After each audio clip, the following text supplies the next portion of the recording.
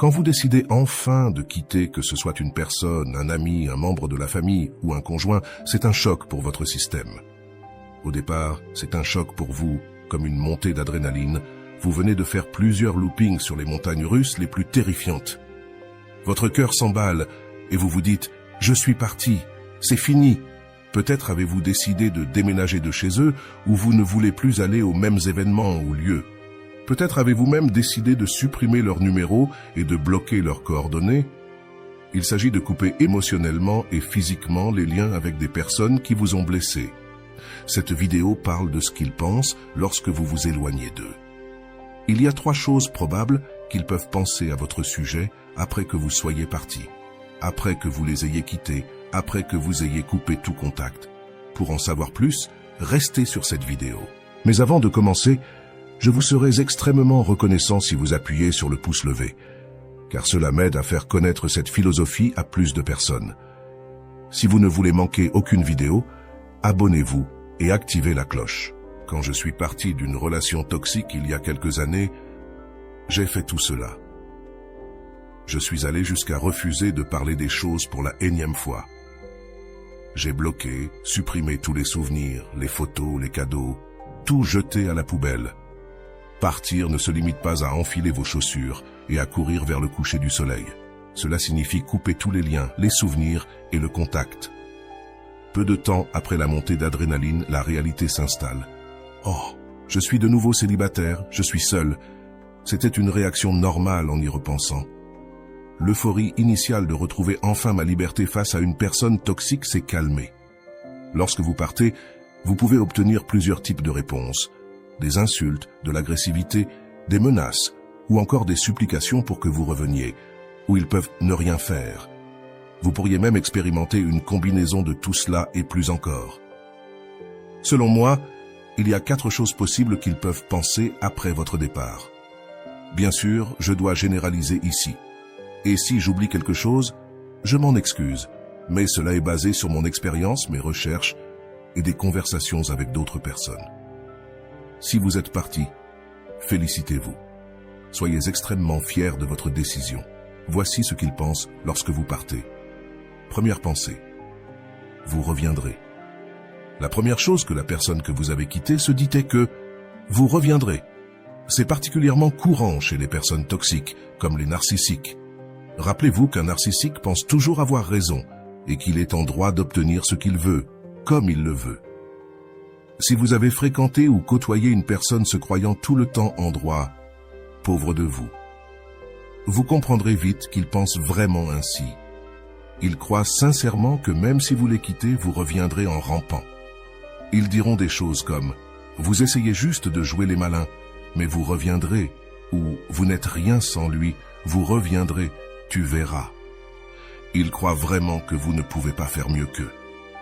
Un mari narcissique que je connais a poussé sa femme à aller vivre chez sa mère. Mais il était convaincu qu'il n'était pas le problème. Il attendait assis dans son fauteuil en disant « Elle est stupide, elle ne peut pas survivre sans moi, je suis son monde ».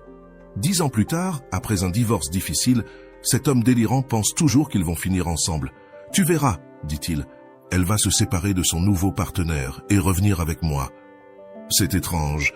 Et cela ne s'applique pas qu'aux relations amoureuses.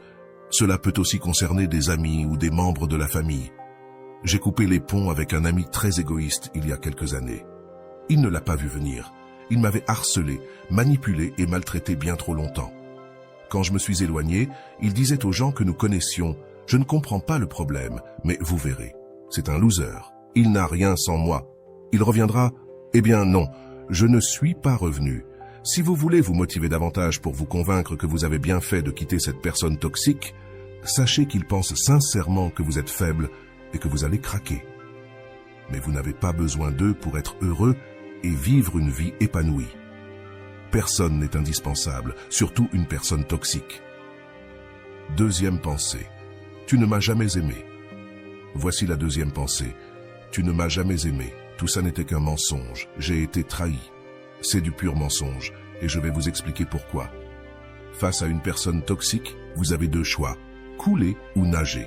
Vous pouvez couler avec eux alors qu'ils vous entraînent dans leur malheur, leur désespoir et leur drame. ou vous pouvez vous en éloigner et littéralement les repousser pour nager vers de meilleures eaux. Que choisissez-vous? Je connais une femme qui est restée avec un mari infidèle. Bien qu'elle ait menacé de divorcer, ils sont restés ensemble. Pourtant, il continue à sortir, coucher avec d'autres, et elle le sait. Elle n'a pas eu la force de le quitter, alors elle coule avec lui. Si elle avait fait demi-tour, pris ses affaires et dit « c'est fini », tout irait bien pour elle. Mais que se passerait-il s'il lui disait ensuite « tu ne m'as jamais aimé ». Voyez-vous l'ironie? Il est difficile de ne pas se voir comme une victime dans cette situation, surtout si vous avez été blessé.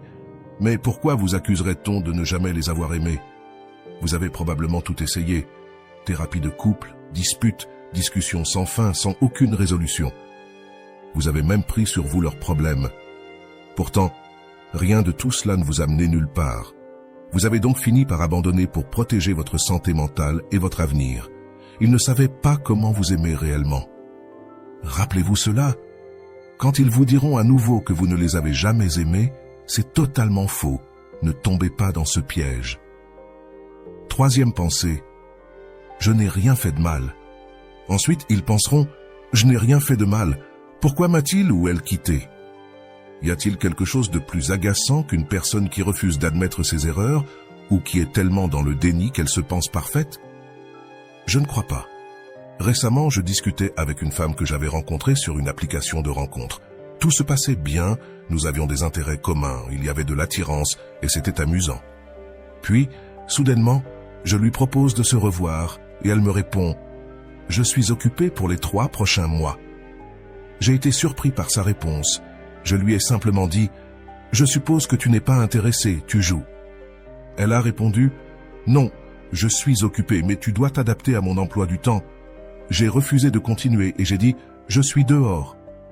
Quelques heures plus tard, elle m'a envoyé un message « Je ne comprends pas pourquoi tu es froid avec moi. Je n'ai rien fait de mal ». Selon moi, elle avait été plutôt impolie, distante et un peu immature.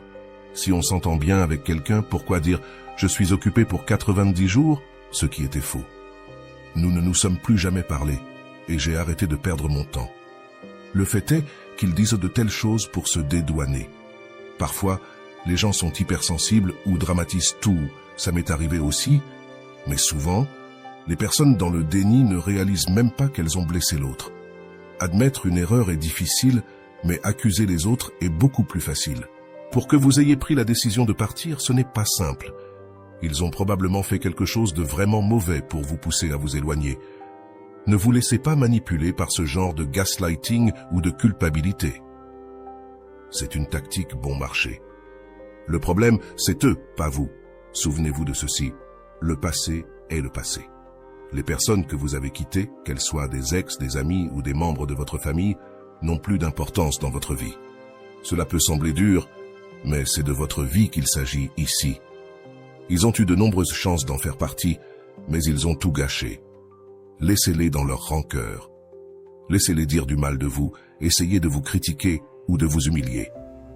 En fin de compte, ils n'ont plus d'importance, et encore moins ce qu'ils pensent.